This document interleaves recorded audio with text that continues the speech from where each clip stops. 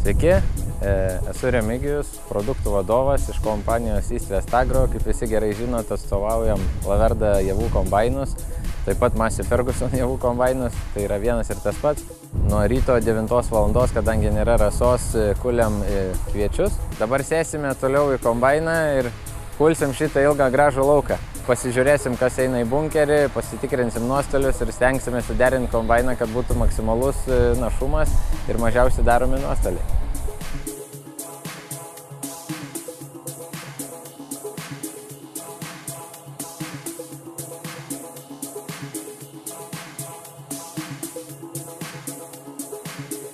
Dabar reikia padaryti svarbiausią užduotį, tai sureguliuoti kombainą tinkamai būtent javams.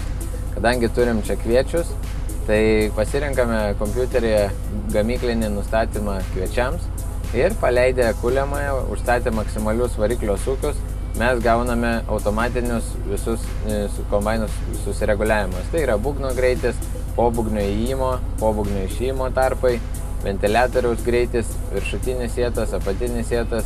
Žodžiu, visi tarpeliai, visi velenų apsisukimai yra sureguliuojami automatiškai pagal gamyklos nustatytus parametrus.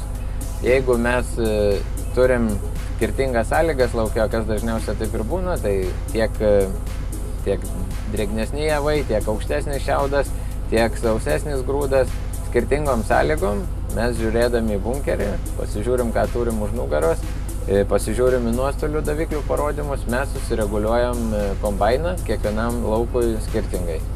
Kad neprarastumėm be reikalo grūdų, nepatirtumėm nuostolių ir kad galėtumėm išgauti maksimalų kombaino našumą. O tą būtina kiekvieną kartą daryti, neužtenka tikrai vadovautis gamykliniais nustatymais, nes kiek yra laukų, kiek yra metų, tiek daugiau mažiau yra skirtingų pasireguliavimų pagal save. Taigi, kompiuterijoje pasirenkame javus, pasirenkame kviečius, jungiame kuliamą ir paleidžiame variklį pilnais apsisukimais ir laukiame, kol mirks ekrane automatinį susireguliavimą. Ir štai mūsų būgnas pasiekė reikalingus parametrus, ventiliatorius taip pat, atsidarinėja sietai ir pobūgnis. Taigi, kombainas paruoštas, dabar turime gamyklinius parametrus ir tuoj pradėję pjauti javus mes nusistatysim pagal mums reikalingus parametrus šitam lauke.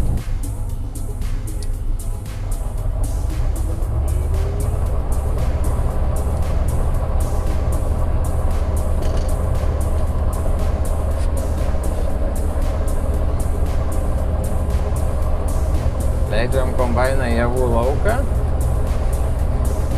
Stebime nuostolius, tuoj pradės pildytis bunkeris, žiūrėsim, ką turim. Pasireguliuojame nuostolių jautrumą, kad būtų užfiksuoti netgi smulkus grūdai, kad galėtumėm išvengti kaip galima maksimaliai visų galimų nuostolių. Taip pat mes standartinėje komplektacijoje 300 ir 400 serijoje turime nuostolių sekimo sistemą kartu sujungta su perkulimo elevatoriaus stebėjimo sistema. Tai reiškia, mes matome eigoj, koks yra varpinio elevatoriaus apkrovimas ir tokiu būdu galim pareguliuoti tinkamai kombaino sietus, žiūrėdami į ekraną ir stebėdami, ar kartais ne per daug yra uždarytas apatinis sietas, ar kartais nėra per daug atidarytas viršutinis sietas. Šiuo atveju turime 7,70 m darbinio pločio Powerflow pjaunamąją. Powerflow pjaunamoji įsiskiria tuo, kad jinai turi juostinį masės transporterį sumontuotą prieš sraigę ir jinai visą laiką mums tolygiai paduoda masę į pjaunamosios sraigę. Laverda 300 ir 400 serijos kombainuose turim naują TST kopijavimo sistemą, tai yra pjaunamosios paviršiaus kopijavimo sistema Terra Soft Touch. Jinai 100% skiriasi nuo senosios kopijavimo sistemos savo veikimo, tikslumo, reguliavimo galimybėm ir turimu jautrumu. Turime 4 pagrindinius aspektus, pagal ką 4 pagrindinius sensorius, galbūt reikėtų sakyti, pagal ką yra kopijuojamas dirvos paviršius. Tai pirmas dalykas yra aukščio palaikymas pagal nuožulnios kameros padėtį, tai pjaunamosios skersinis aukštis. Antra sistema, kuri kartu dirba kopijavimą, tai yra pjaunamosios pavažos. Tai būtent aukščio palaikymas pagal realų atstumą dalgio nuo dirvos, kadangi sensoriai sumontuoti priekiniai pjaunamosios daly, tai pjaunamoji idealiai seka dirviaus paviršiaus nelygumus, kontūrą. Ir sekanti sistema tai yra pjaunamosios slėgis į dirvą.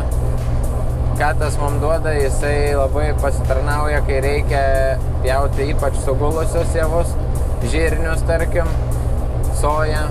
Tai galima nupjauti iki pat žemės paviršiaus dėka šitos slėgio sistemos. Tiesiog ekrane pažymėja aktyvų langelį, kuriame parodyti barai ir simbolis pjaunamosios slėgis į dirvą.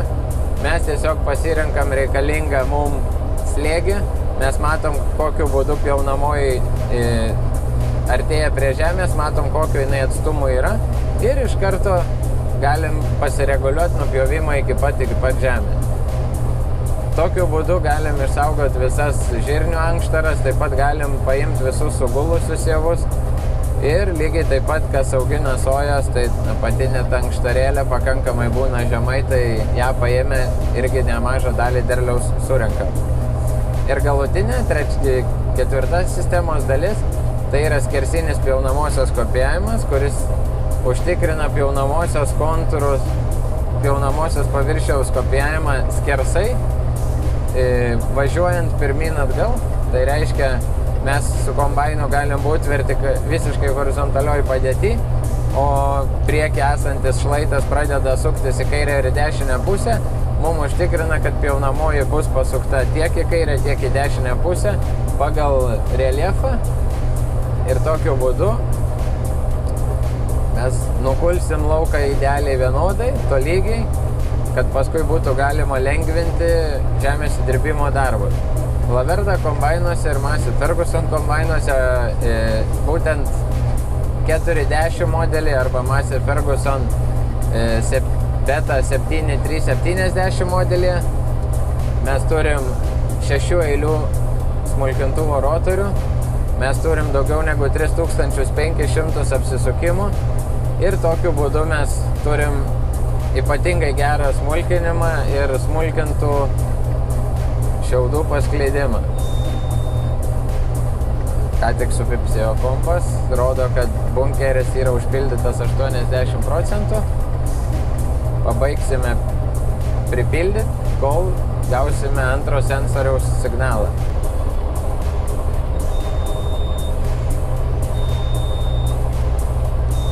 Ir štai turim pilną grūdų bunkerį. Kompiuteris praneša apie visiškai pilnai užpildytą grūdų bunkerį. Dabar turėsim išsikrauti.